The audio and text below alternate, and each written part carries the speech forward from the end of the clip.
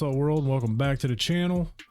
As you can tell, we have another ocean crawler core diver tiger's eye. I absolutely love the dial on this watch. I think it looks phenomenal. You get sapphire crystal, you get applied indices, you get some big bold broad hands.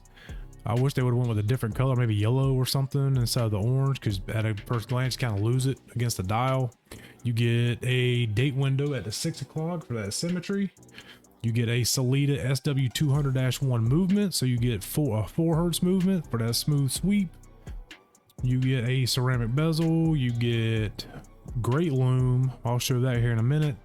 120 click. Now I will say this, that's probably one of the best bezels I have ever had on my channel, next to the Patriot, which is the same damn watch. So that is an adult fidget spinner all day long. Hardly any back play. So if you overshoot this sucker, you're not going to get much room to play with to get it back if you overshoot it. But anyway, great bezel. This thing is beefy as all get out. The case finishing is phenomenal. You get a helium escape valve. This thing is rated for what, 2,000 meters, I believe. Yeah, 2,000 feet, 600 meters. Screw down crown.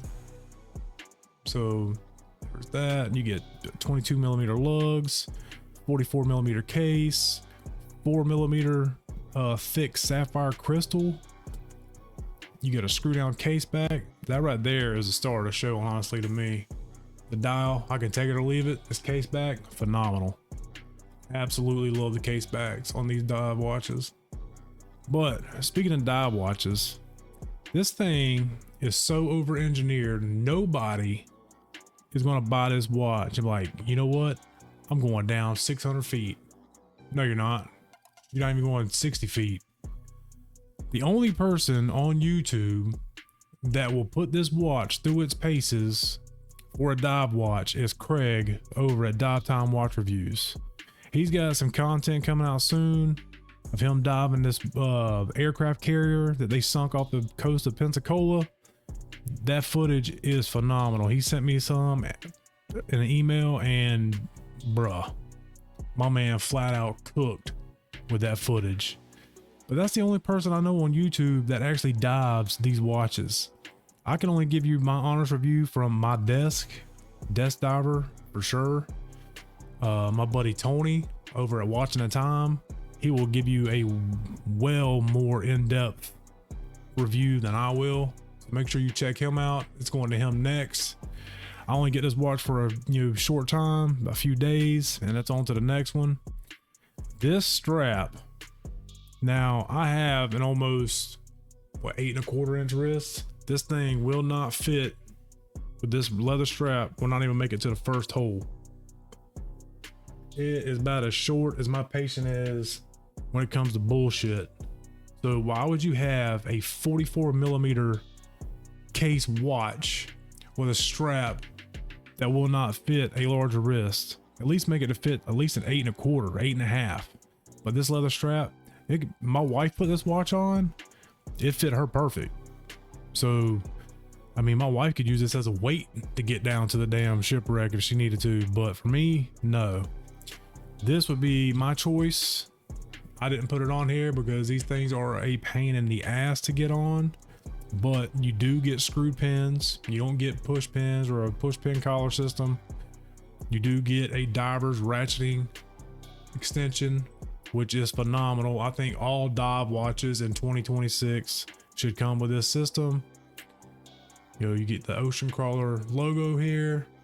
That looks great. Now, let's get down to the price. This thing is $1,200. I mean, it does come in a phenomenal case. You do get a wood box here, but I mean, are we buying watches for the box that they come in? No. Is it a great watch? Yes. Is it worth $1,200? To me, no. I would pass on this watch at that price. I would try to catch it, secondhand or on a sale. But I mean, if you have an extra $1,200, I mean, this is your jam. What? 2,000 feet, 600 meters, 44 millimeter case. This is definitely, the watch itself is big risk Syndicate approved. If it was on this, I'd be way happier. This leather strap, nah, ditch that shit. So thank God it comes with 2 straps. I mean, maybe that's where your value is in the straps. I don't know. But I mean, this would be a hard pass for me. But I do, this thing reminds me of a Doxa on steroids. If Doxa and a Seiko King Turtle was to meet up one night after the bar, and you know, one thing led to another, you know, and shit popped off, 9 months later, we got this bad boy cooking, I could see it. So, you know, if this is your jam, go check them out. If not, we'll catch you in the next one. Y'all stay saucy, keep it funky, and I'm out. Peace.